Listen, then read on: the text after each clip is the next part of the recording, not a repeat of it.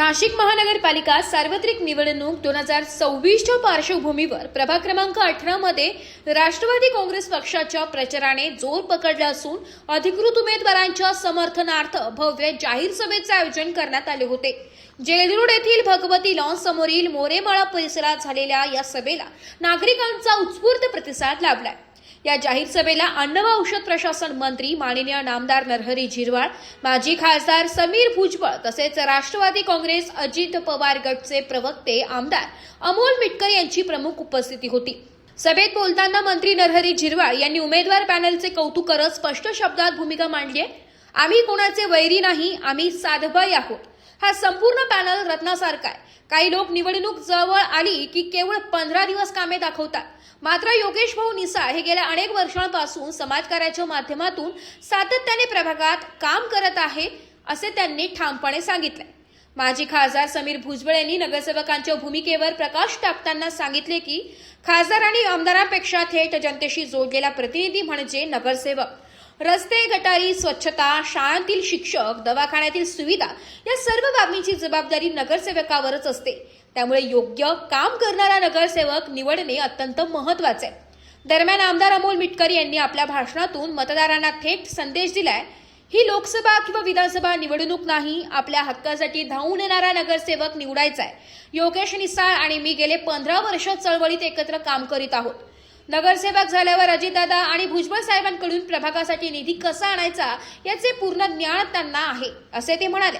प्रभाग क्रमांक 18 मधून राष्ट्रवादी काँग्रेसचे अधिकृत उमेदवार रोहित उर्फ शिवा अनिल गाडे, वंदना सुरेश बोराडे, रत्ना अशोक सातबाई आणि योगेश विष्णू निसाळ हे निवडणूक रिंगणात असून या चौघांनाही विजयी करण्यासाठी तिन्ही नेत्यांनी मतदारांना घड्याळ चिन्हासमोरील बटन दाबण्याचे आवाहन केले। या भव्य जाहीर सभेमुळे प्रभाग 18 मध्ये राष्ट्रवादी काँग्रेसच्या प्रचाराला चांगलाच वेग मिळाल्याचं चित्र स्पष्टपणे दिसून आलंय। किंवा गाडे साहेब असतील, वंदनाताई असतील, रत्नाताई असतील, खरंच आपलं पॅनल रत्नासारखंच आहे। इथं सांगितलं गेलं, मला वाटते सातबाई साहेबांनीच सांगितलं, तर मी तर एक सांगेन की आम्ही भाई भाई वैरी कुणाचे बी नाही, आम्ही सातबाई वैरी कुणाचेच नाही। मी सगळ्यांना इथं बसले त्यांनाही विनंती करेल, पण जे बाहेर ऐकत असतील त्यांना सुद्धा मी विनंती करेल का आम्ही वैरी नाहीत, आम्ही सेवेकरी आहोत। का जे वंदनाताईंचं असेल, त्या नगरसेवक असताना साहेबांनी केलेलं कामकाज, आणि योगेश भाऊचं तर दिंडोरीचं मला खरंच नवल वाटतं। दिंडोरीतून येऊन आणि इथं बरेच वेळा लोक काय करतात, इलेक्शन लागलं का 15 दिवस अगोदर कामकाज, मग याचा दाखला काढून दे, त्याची गटर पहाय, त्याचा खड्डा बुजव, हे काम करत असतात। कारण तेव्हाच समजतं का यांना पुढे उमेदवारी करायची आहे। पण योगेश भाऊंच्या डोक्यात ती हवाच नसेल, कारण मी इथं सार्वजनिक वाचनालयाचं मला वाटतं उद्घाटन करायला 4 वर्षापूर्वी आलं होतं। असा कोण माणूस आहे का 9 वर्षापासून, मग 9 वर्षापासून दिंडोरीतून त्यांच्या कुठल्या ना कुठल्या कारणाने या ठिकाणी आले, त्यांच्या डोक्यात काही इथं येऊन आणि त्यांनी नगरसेवक व्हावं असं त्यांचा पिंड नाहीये। ते दिंडोरीत राहून काम केलं असतं तर तिथेही जिल्हा परिषद सदस्य होऊन सभापती झाले असतात, पण नाही, इथं आले, काहीतरी करावं ही एक रक्तातच असल्यामुळे त्यांनी ती सुरुवात केली। मग त्या माध्यमातून तुम्हीच सगळे साक्षीदार आहात। आम्ही त्यांची कामं वाचण्याचं काही आम्हाला काम नाही, कारण आमच्यापेक्षा तुम्ही प्रॅक्टिकली त्याचा तुमचे काय लाभार्थी म्हणून किंवा लाभार्थी म्हणणार नाही, त्या सेवेचा मेवा निश्चितच आपल्या गोरगरीब जनतेला त्या ठिकाणी मिळालेला आहे, हे नाकारून चालणार नाही। आणि म्हणून या ठिकाणी सगळे उमेदवारांचा जर अभ्यास केला, विचार केला, जसं मला वाटते गाडेभाऊंचं, चांगल्या ठिकाणी ऑफिसर होईल माणूस, एमपीएससी अभ्यास करता, बरोबर ना? तर एमपीएससीचा अभ्यास करणारा चांगला जर जीव लावून अजून थोडं मनावर धरलं तर ह्याच महानगरपालिकेचे आयुक्त होऊ शकतात। पण त्यांना आयुक्त होऊन सही करण्यापेक्षा त्यांना प्रत्यक्ष त्या ठिकाणी सर्वसामान्य जनतेची सेवा करण्याचं जे काही त्यांच्या मनातलं ध्येय आहे ते उज्ज्वल करण्यासाठी ते प्रात्यक्षिक करण्यासाठी आपण सगळ्यांनी त्या ठिकाणी ह्या चारही उमेदवारांची निशाणी तसं घड्याळ हे आपल्याला सगळ्यांना आता ज्ञात आहे, मशीद ज्ञात आहे. फक्त माझी विनंती राहील, शेवटच्या दिवशी आपण सगळ्या भगिनींनी, आता मला वाटते जास्त भगिनीच प्रचार करतात. कुठेही पहा, मी नाशिकमध्ये पाहतो, नाही लाडक्या बहिणी जरी असल्या तर लाडक्या भावांना काही कमी नाही केलेलं, लाडक्या भावांना सुद्धा भरपूर दिले. त्याचे साक्षीदार आम्ही आहोतच ना. महत्वाचा, अतिशय महत्वाचा, का जेवढं आपण या 15 दिवसात 8 दिवसात जेवढं पळालो असेल त्याच्यापेक्षा काही पट थोडंसं जास्त कष्ट करून आणि एकन एक मतदार कसा मतदान केंद्रापर्यंत येईल आणि त्या पद्धतीने जर केलं तर मला वाटतंय आपलं यश हे दूर नाही. अतिशय चांगलं असं पॅनल उभं केलं. अशोक सातबाई जे आहे सगळ्यांना परिचित आहे, त्यांनी सुद्धा अतिशय चांगलं काम केलेलं आहे. बोराडे ताईंनी सुद्धा मागील टायमाला ज्या आहे नगरसेवक या होत्या, त्यांनी सुद्धा चांगलं काम केलेलं आहे. आणि नवीन युवक गाडे आता आपल्या बरोबर आहेत, त्यांच्या माध्यमातून सुद्धा आपल्याला चांगलं काम करतात. मी सुद्धा 3-4 वर्षापूर्वी आलेलो, योगेशने अनेक कामासाठी बोलवलं. कधी ते फवारणीचे ते काय मशीन आणलं त्याचं उद्घाटन असेल, किंवा कुठे वाचनालय असेल त्याचं उद्घाटन असेल, अनेक कामं तो करत गेला इकडे. परंतु कधी अशी लालसा ठेवली नाही किंवा कुठे मला आता काहीतरी उद्या काहीतरी पाहिजे म्हणून. फक्त एक लोकसेवा, जनतेची सेवा हे त्याचं ध्येय होतं. आणि त्याच्या पाठीशी आम्ही सगळेजण जे आहे खंबीरपणे उभं राहिलो. आणि आज जे आहे खऱ्या अर्थाने त्या संधीचं सोनं करण्याची वेळ आलेली आहे. आपल्या सर्वांच्या हातात आहे ते. जसं मेटकरी साहेबांनी सांगितलं आणि भुजबळ साहेब नेहमी सांगत असतात, आपल्याला जो मताचा अधिकार दिलेला आहे तो आदरणीय डॉक्टर बाबासाहेब आंबेडकरांनी दिलेला आहे. तो टाटा बिर्लाला सुद्धा तोच अधिकार आहे आणि तो आपल्या गरीबातला गरीबाला पण तोच अधिकार आहे. आणि तो म्हणजे फक्त एक मताचा अधिकार. आणि म्हणून त्या मताचा अधिकाराचा उपयोग करून आपल्या येणाऱ्या पुढच्या 5 वर्षाचं भवितव्य आपल्याला जर घडवायचं असेल तर आपल्याला राष्ट्रवादी काँग्रेस पक्षाने दिलेले हे 4ही उमेदवार जे आहेत त्यांची निशाणी आहे घड्याळ. त्याच्या समोरील बटन दाबून आपण प्रचंड मताधिक्याने त्यांना निवडून द्या. त्यानंतर आम्ही आलो आहोत ते अनुक्रमांक 1 मध्ये अनुसूचित जाती अप्रवर्गातून उमेदवार असलेले रोहित अनिल गाडे, इतर मागास प्रवर्ग महिलामधून ब मधून उभ्या असलेल्या सौ वंदनाताई सुरेश बोराडे आणि सर्वसाधारण महिला क मधून अनुक्रमांक 5 ज्यांचा आहे त्या रत्नाताई अशोक सातभाई. आणि ज्यांच्या विनंतीला मान देऊन मी वारंवार या भागात आलो आणि ज्यांचा विकास खऱ्या अर्थानं पाहला ते माझे चळवळीतील सहकारी बंधू आणि मित्र. अनुक्रमांक 3 ज्यांचा आहे ते सर्वसाधारण ड प्रवर्गातून उभे असलेले योगेश चिंधूजी निसाळ साहेब यांच्या प्रचारार्थ ही सभा आयोजित केल्या गेलेली आहे. प्रभागाचा हक्काचा काम करणारा, आपल्यासाठी उपलब्ध असणारा नगरसेवक निवडून द्यायचा आहे. आणि त्याकरता ही निवडणूक आहे. आम्ही काय व्हिजन घेऊन लोकांसमोर गेलो पाहिजे. आज खरं तर आदरणीय भुजबळ साहेब प्रकृतीमुळे उपस्थित राहू शकले नाहीत, पण त्यांची एक तळमळ या नाशिक शहराप्रती राहिलेली आहे, त्यांच्या येवल्या मतदारसंघाप्रती राहिलेली आहे. मागं बेडवर असताना त्यांनी आवाहन केलं मतदार बांधवांना आणि त्यांना भरभरून आशीर्वाद. सर्व येवला शहर त्यांच्या पाठीशी उभं राहिलं, तसं नाशिक सुद्धा त्यांच्या पाठीशी तितक्याच खंबीरपणे उभं आहे. नाशिकमध्ये येऊन भुजबळ साहेबांचा विकास माझ्यासारख्यांनी सांगावा इतका मी नक्कीच मोठा नाही. समीर भाऊंनी सुद्धा त्यांच्या खासदारकीच्या कार्यकाळामध्ये जे विकास कामं केली ती जनता अजून भुलली नाही. तर माझी खासदारांना लोक विसरतात, पण आज मला हे चित्र दिसलं की भाऊंच्या प्रती, समीर भाऊंच्या प्रती सुद्धा तितकाच आदर, तितकंच प्रेम या नाशिककरांचं आहे. आणि म्हणून ही उमेदवारी देताना मैत्रीपूर्ण लढतीमध्ये आपण 4 उमेदवार लढतो आहोत. शब्द फार गोंडस आहे, मैत्रीपूर्ण लढत. अशी लढत पुण्यातही आहे, अशी लढत पिंपरी चिंचवडमध्ये आहे, अशी लढत महाराष्ट्राच्या इतर महानगरपालिकेमध्ये आहे. पण मैत्रीपूर्ण लढत करता करता करता काही मित्र आपल्यावर घसरायला लागलेत. मला समीर भाऊंनी सांगितलं आज तुम्ही तरी काही घसरू नका. मी म्हटलं मी अजिबात घसरायला आलेलो नाहीये. मी काही असं काही बोलणार नाही की जेणेकरून पत्रकारांना त्यामध्ये कुठली लाईन सापडेल. पण मी प्रामाणिकपणे माझा पक्ष जो राष्ट्रवादी काँग्रेस पक्ष आहे तो शिवशाहू फुले बाबासाहेब आंबेडकरांच्या विचारावर चालणारा पक्ष असल्याचा मला स्वाभिमान आहे.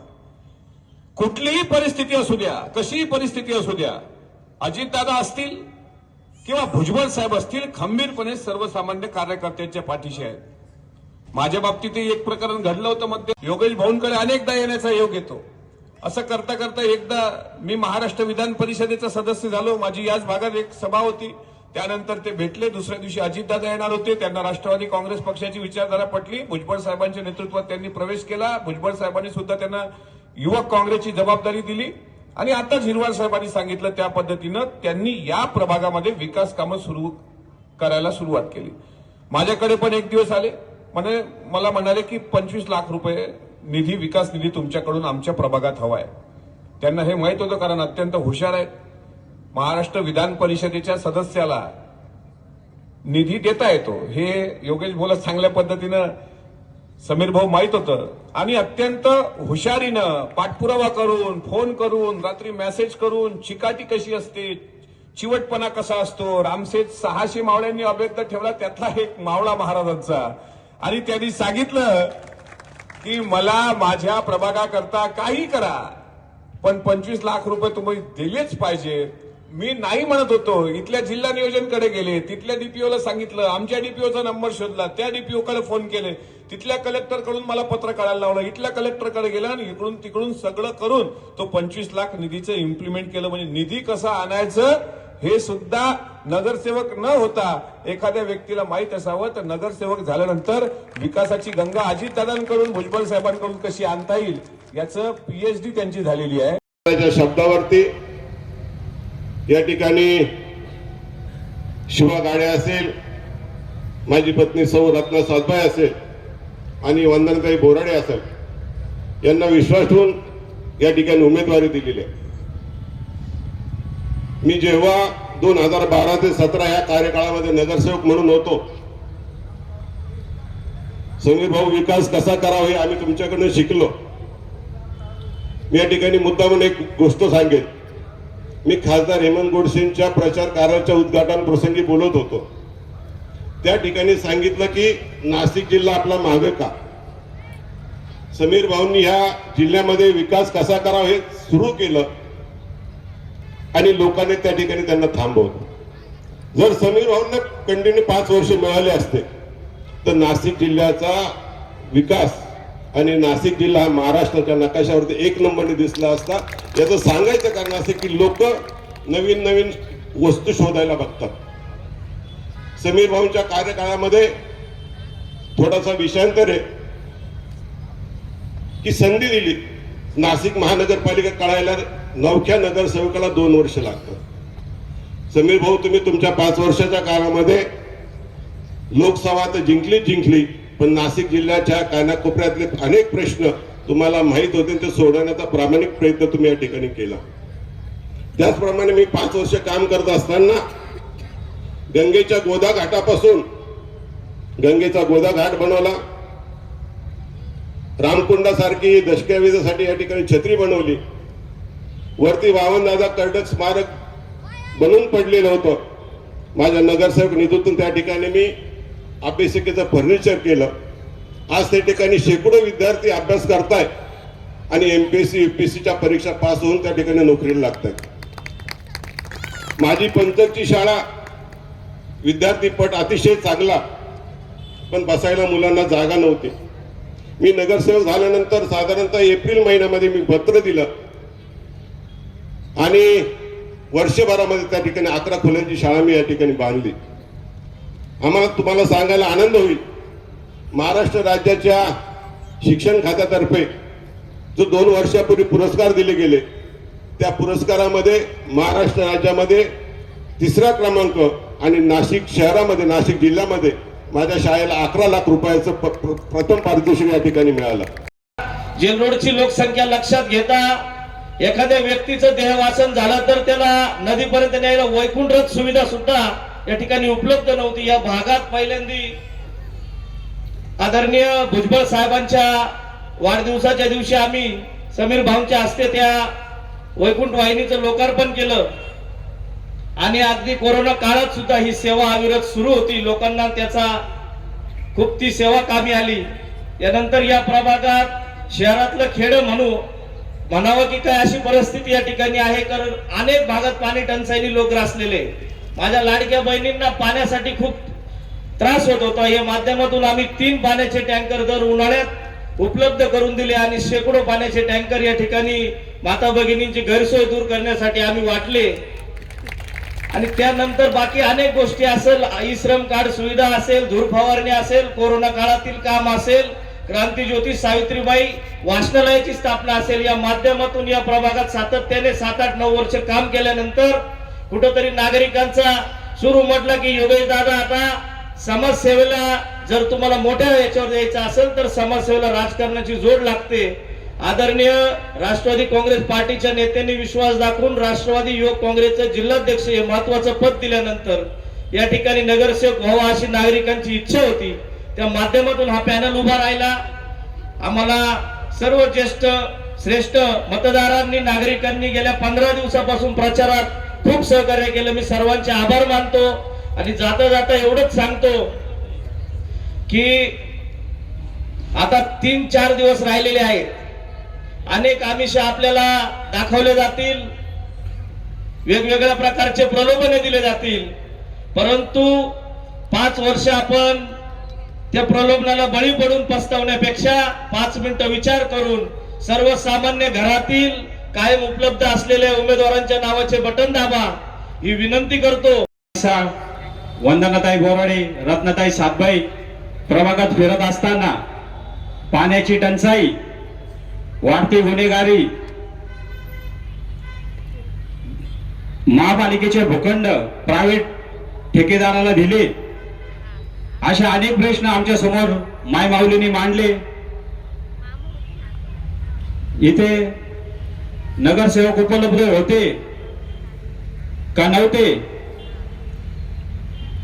हे सर्व प्रश्न, वाढती गुन्हेगारी, तसंच दादा प्रचार करत असताना नेहमी मायमाऊलींना सांगायचा का इथे एकूण 38,000 मतदार आहे, त्यात 19,000 महिला आहे, 19,000 पुरुष आहे. दादा सांगत असायचे लाडक्या भावावर विश्वास नाहीये पण लाडक्या बहिणीवर विश्वास आहे. त्याचीच प्रचिती म्हणून 75% महिला उपलब्ध आहे आणि 25% पुरुष आहेत. तर मी सर्व मान्यवरांना आणि इथे उपस्थित असलेल्या जनतेला विनंती करतो का स्वच्छ, एज्युकेटेड आणि शांत असा पॅनल आमचा प्रचार करतोय. सगळ्यांना विनंती करतो की आमच्या चौघांना घड्याळ मतदानावर बटन दाबून विजयी करा. जय हिंद, जय महाराष्ट्र.